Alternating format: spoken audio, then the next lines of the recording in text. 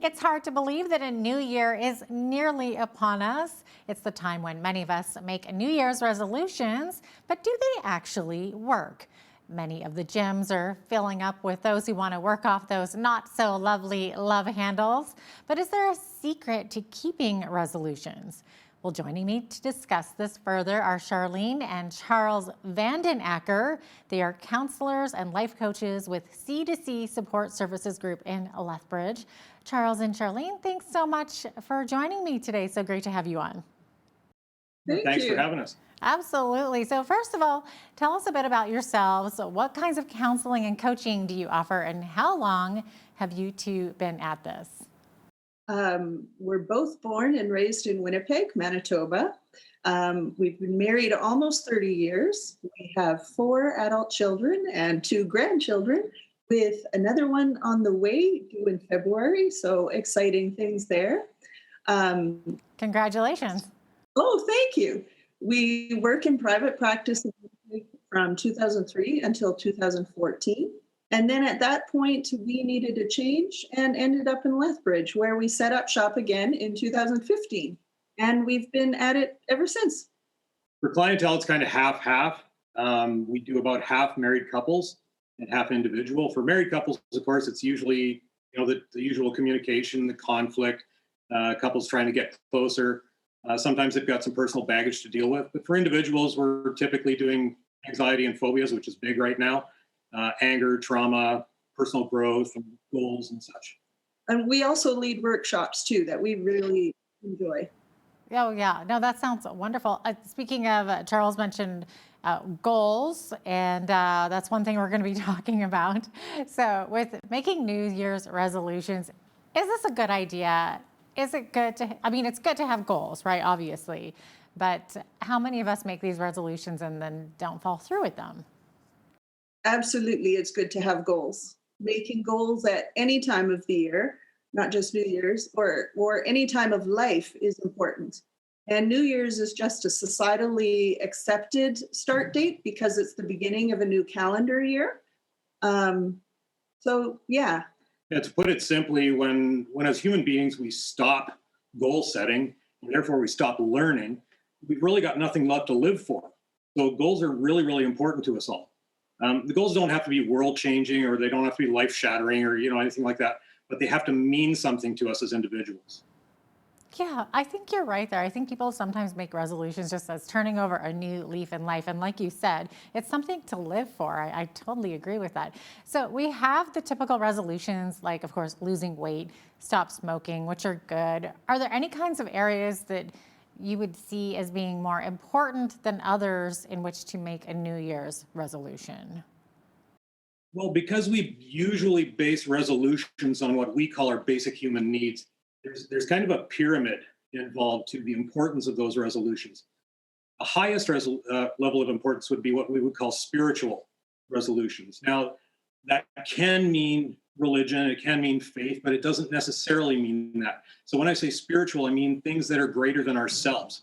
So it can be things like helping the homeless, or working at a soup kitchen, saving the environment, or saving animals, that sort of thing. The second level of importance would be our own psychological needs. So then we're working on things like our own emotions, we're working on destructive behaviors, that sort of thing. And the final level really would be our physical needs. So that would be our bodies in particular. But it's really important to understand that the higher we go on that pyramid, the better it's going to work. Because when you're at the top of that pyramid, we're focusing on other things, and we become more content with life than if we just focus on ourselves. And when we do that, our mental and our physical health actually follow along, rather than getting us stuck on just one level. Yeah, absolutely. That makes so much sense, because most of us just tend to focus on the body, right? On like personal looks, losing weight, that type of thing, going to the gym more. Stopping smoking, of course, is a healthy one. But you're right. I think when you focus more on like the spiritual, as you said, kind of more those motivators to get out there and help the world, help society, help others, I think that's such a great advice there. So we've seen some of the stats indicating that people are 10 times more likely to make improvements if the person takes the time to write out their New Year's resolution goals. So is there something to this that the person somehow takes a bit more seriously if they're written down? It's actually a brain function. When you write down a goal or a resolution, especially if it's sufficiently detailed, and then you sign and date it, what you're doing is you're promising yourself that you're going to do this. You're essentially making yourself your own accountability partner. And inwardly, you interpret that as an oath. And when your brain accepts an oath, it actually starts to unconsciously cause you to do what you've promised to do. So the writing out is almost like a guarantee that you will follow through. Yeah, no, that makes sense. Do you think it makes a difference if you have some accountability partners as well to do the resolution alongside of you rather than doing this on your own? Yes, yes, it definitely does make a difference to have an accountability partner to come alongside you. We are created to be in relationship. To do something challenging with someone beside you is always a good thing. It's always a boost when someone is there to cheer you on, right? Or to help you get back up on your feet when you've fallen short, which happens to all of us too. So it's a good thing. Yeah. So, what do you think about couples making resolutions together? Is it a good thing or is it a recipe for marriage squabbles? As a couple, yeah. So you have to remember your spouse is your closest human neighbor, and they should be your closest human friend. So it's actually a great idea to make resolutions together. You become each other's accountability partner, but this has to be done really, really carefully.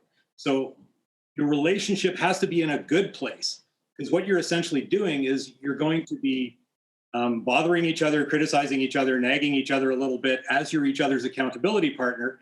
And if your relationship isn't ready to handle that, you're going to cause problems in your marriage. So if your marriage is actually in a bad place, maybe your goal should be improve your marriage first and then work on some other stuff after.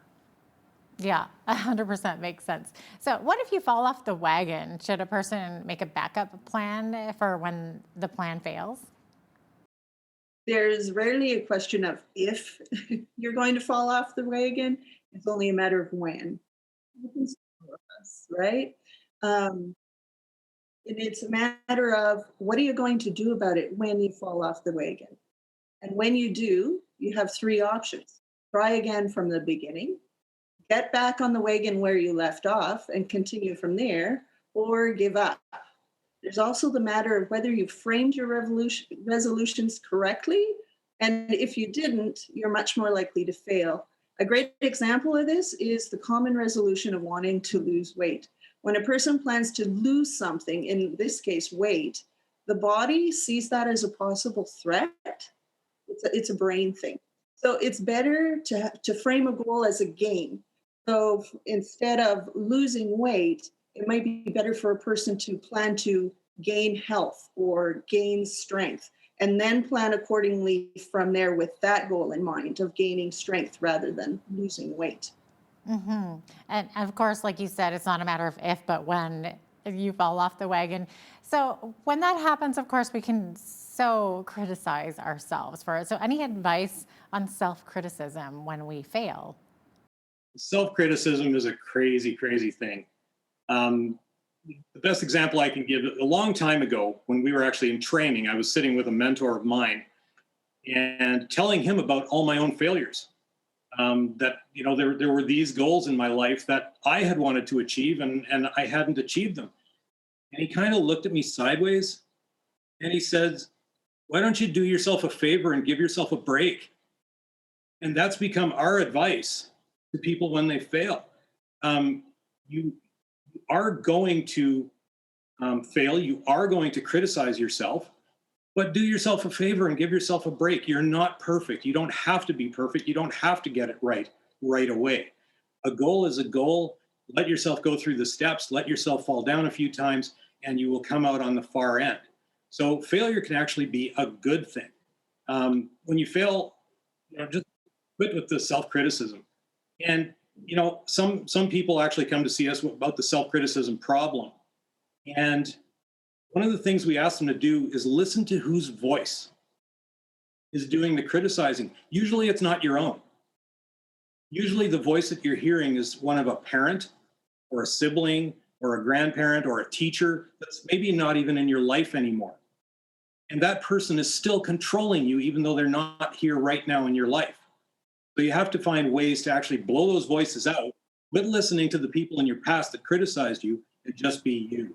Give yourself a break. Wow, that's really deep.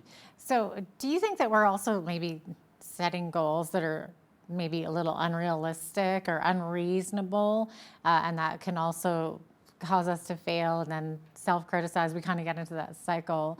Uh, are we maybe setting too many goals, and then we can easily lose focus? Well, there's the problem of too many goals, but there's also the problem of making the goal too big or envisioning it as too big. And in order for us to actually succeed at goals, we need to break it down into particular pieces. And for that, some of the listeners may have heard the acronym SMART goals, but we believe there's something called smarter goals. So if we break that down into its acronym, the first is be specific. So what exactly do you want? If I say to myself, I'm going to improve my marriage, that really doesn't mean a whole lot. If I said, on the contrary, I'm going to improve my marriage by spending 1 hour an evening with my wife, just having conversation, that's much more specific. And our brains actually understand that. It's something that our brains can work towards. The second letter, M, is that it has to be measurable. So measurable creates a system by which you can actually see progress. So if my goal is this big thing, and I'm only successful when I get to the big thing, I've really failed all along the way. If part of a plan to gain health is to lose 20 pounds, then I've only succeeded when I lose 20 pounds. But if I say I want to lose 1 pound a week, those are measurable steps. Another analogy that we can use is fundraising. Probably everybody's seen a fundraising thermometer, right? A group of people wants to raise $10,000 and somebody makes a thermometer poster and it gets colored in along the way. And every time that gets colored in, that's a measurable step. And those are little successes, and everybody gets excited every time we get another step. And so the big goal isn't the key. It's actually all those little steps along the way that become huge successes, and it keeps the motivation going. So the third, the A, is that your goal has to be attainable. I've often said I'd love to be a Martian pioneer. Well, I'm 51. I'm not exactly in shape. And even if I could, and we can't travel to Mars yet, and even if we could, my wife wouldn't let me. Or So I wouldn't come with him. yeah, so it's not really an attainable goal. So why am I focusing on something that really I can't attain? For R, it has to be repeatable.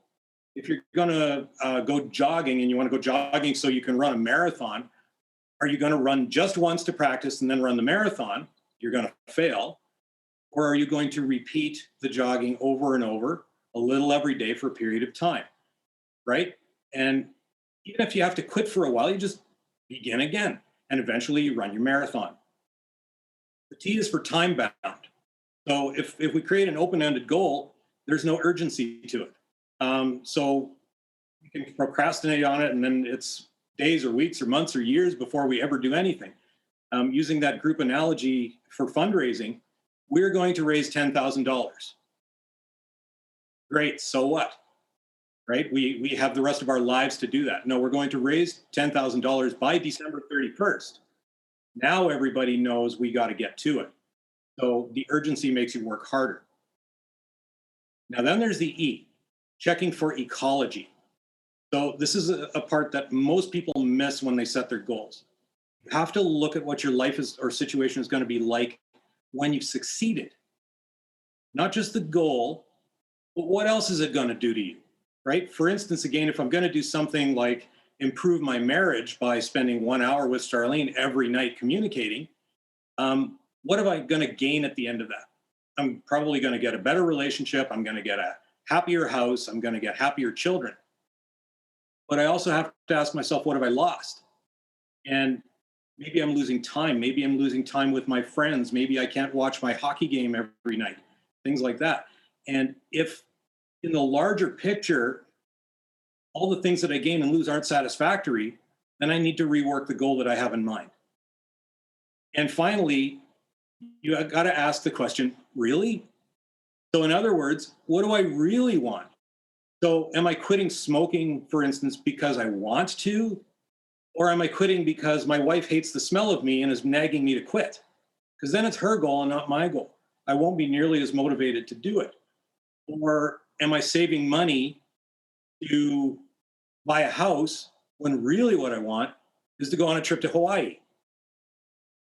It's not going to work. I'm saving for the wrong thing. I'm not motivated to do it. Right. So those smarter goals, when you lay it all out, becomes a method for success. Wow. You really unpacked a whole lot there for us, and great advice and great wisdom too, by the way. Thanks so much for being with us today, Charles and Charlene. We really appreciate having you on today. Thanks for having us. Thank you.